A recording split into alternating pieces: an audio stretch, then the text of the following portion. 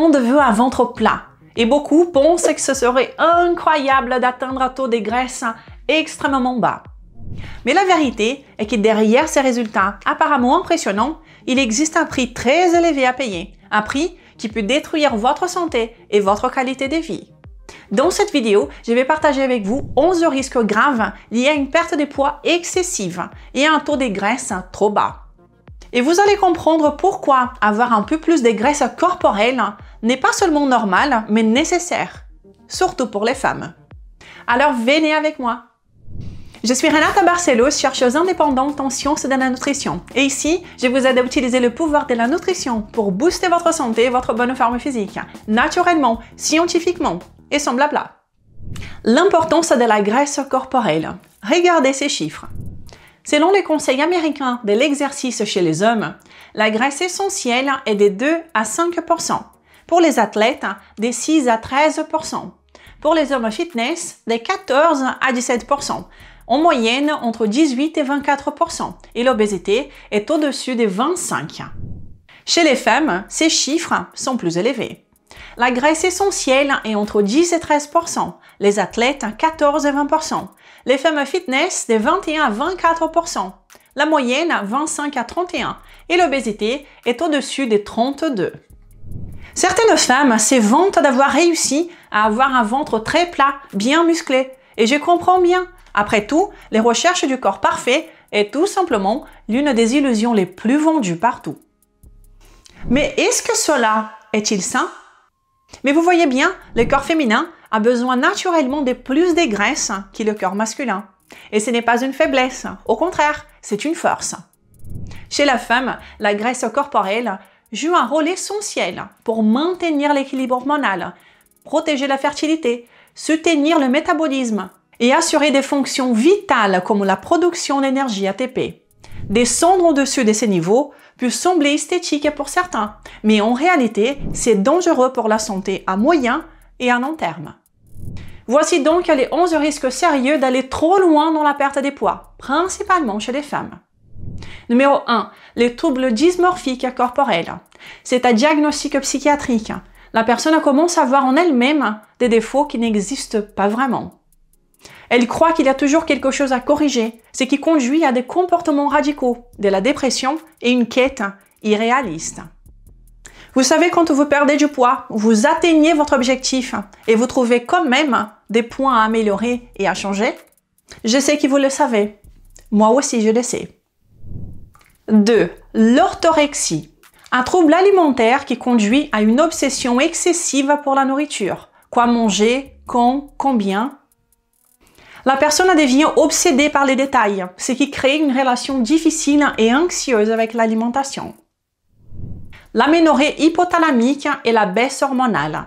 Un problème très fréquent chez les femmes qui descendent trop bas en graisse corporelle. Le cycle menstruel est modifié ou interrompu. Le corps interprète cela comme une menace à la survie et éteint la fertilité. Elle est causée par une grande perte de poids, des exercices intenses et du stress.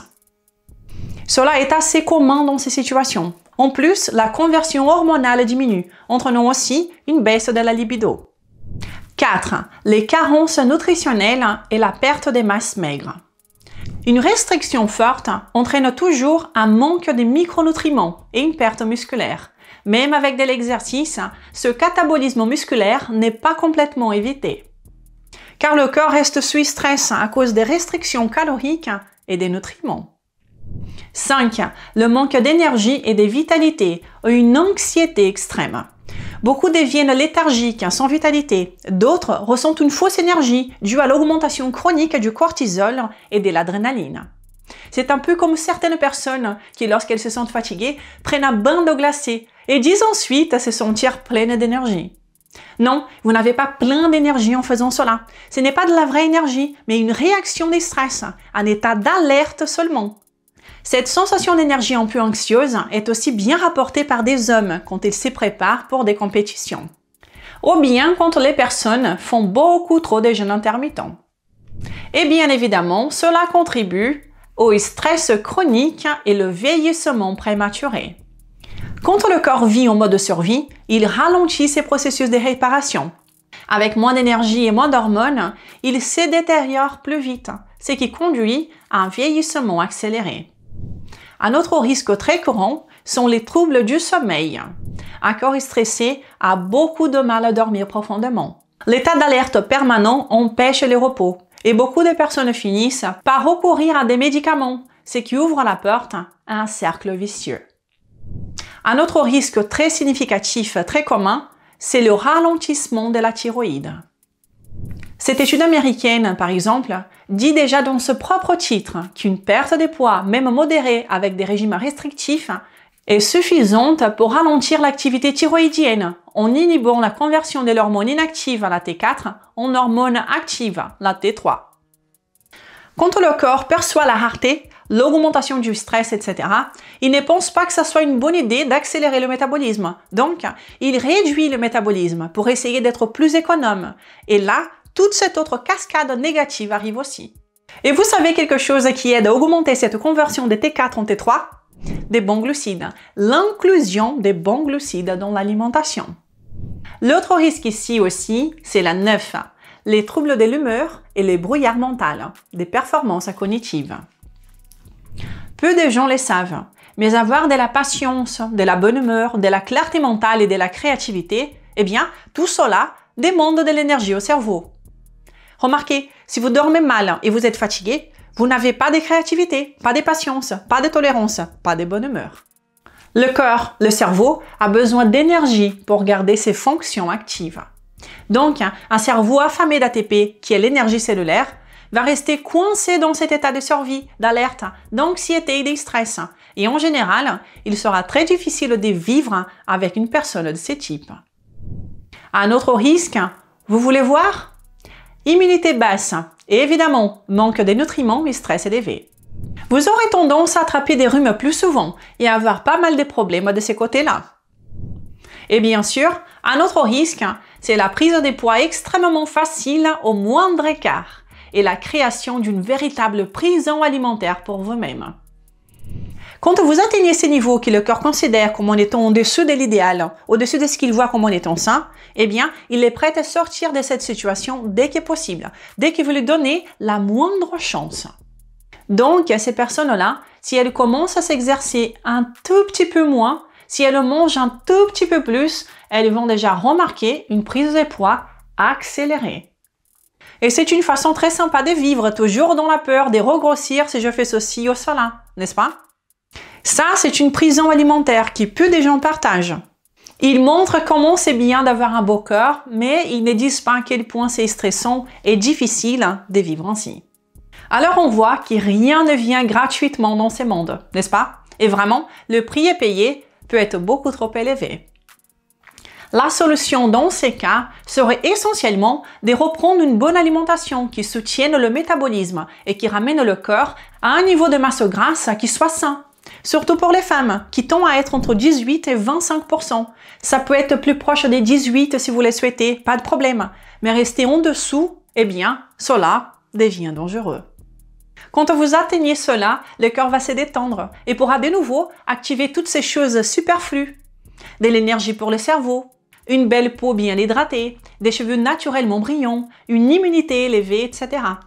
Parce que maintenant, vous avez réparé cette peur. Le corps n'a plus besoin d'avoir peur.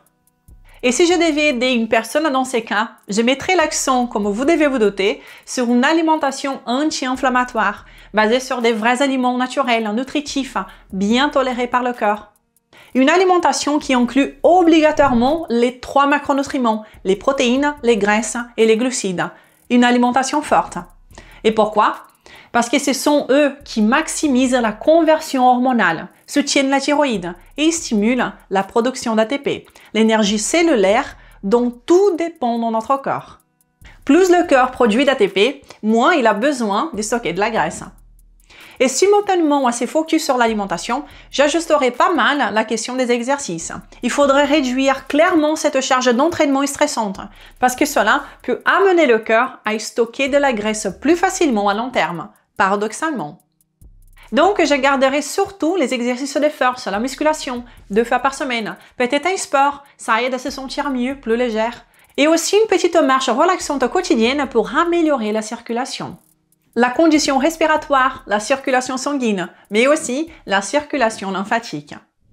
La marche ne se remplace pas. Elle est puissante pour ce genre de choses. Et la plupart du temps, les gens sous-estiment le pouvoir d'une marche tranquille. De cette façon, je crois à 100% que le corps serait capable de se rétablir et non seulement d'atteindre, mais soutenir naturellement, sans effort, une forme naturellement belle, élancée, hormonalement et métaboliquement saine en même temps, et qui la blinde aussi de toute reprise des poids à l'avenir.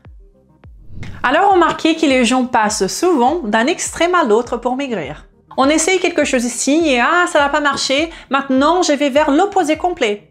Jusqu'à ce qu'ils se rendent compte que, enfin, la solution définitive est rarement dans les extrêmes, mais plutôt dans le juste milieu, l'équilibre et le bon sens. Avec une stratégie de ce type, je suis sûre que n'importe qui pourrait vivre en étant sa meilleure version, à son meilleur poids et dans sa meilleure forme, avec le maximum de flexibilité alimentaire possible.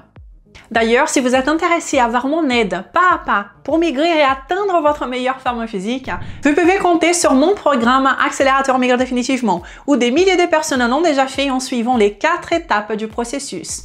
Avec des listes d'aliments, mon aide pas à pas à l'intérieur, des recettes incroyables, tous les conseils dont vous avez besoin, tout réuni dans un seul endroit. Pour y jeter un coup d'œil, il suffit d'aller sur accélérateur-md.fr ou bien de cliquer sur le lien dans la description. Et pour finir en beauté, regardez l'exemple du changement qui m'a été envoyé cette semaine. En 65 jours, j'ai perdu 9,6 kg. Un sentiment qui définit ces moments, c'est la gratitude. Merci. Sensationnel ton changement. Félicitations à toi. Et vous, dites-moi dans les commentaires ce que vous avez pensé de tout ça. Je veux connaître votre opinion. Comme je vous l'ai déjà dit, le bon sens existe. Utilisons-le. Si vous voulez mon aide pour atteindre votre objectif de perte de poids, regardez le lien dans la description, d'accord? On se parle dans la prochaine vidéo. Je vous embrasse!